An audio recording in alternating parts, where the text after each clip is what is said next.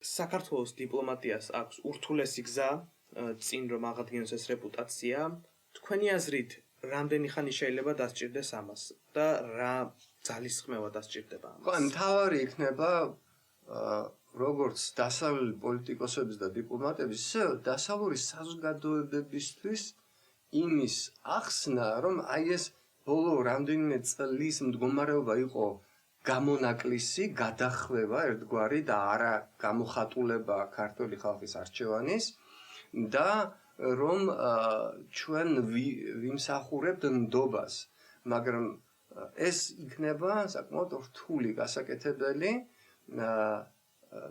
ვადა ევროკავშირს მაგალითად გამოცხადებული აქვს, რომ შემდეგი გაფართოება იქნება 2030 წელს, რაც ძალიან მალეა და ამ მატარებელს ჩვენ თუ მივუსწრებთ, აი ეს ძალიან მნიშვნელოვანი იქნება და დამოკიდებული იქნება იმაზე, თუ რამდენ ხანს გვეყოლება ეს არალეგიტიმური და ანტიდასავლური რეჟიმი, რადგან სამწუხაროდ ჩვენ შეიძლება ეს ისტორიული შესაძლებლობა ხელიდან გავუშვათ.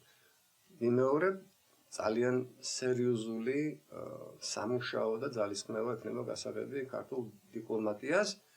ამის გამოცდილება გვაქვს, უამრავი ადამიანი არის, ვისაც თავის დროზე 90-იანი წლებიდან დაწყებული აქვს ნამუშევარი იმაზე, რომ დასავლეთში გაეგოთ ვინ ვართ, რომ არ ვართ მაგალითად რუსეთის პროვინცია, რომ გვაქვს ჩვენი სახელმწიფოებრიობის ისტორია და რომ ეს ისტორია ყოველთვის დაკავშირებული იყო დასავლურ არჩევანთან.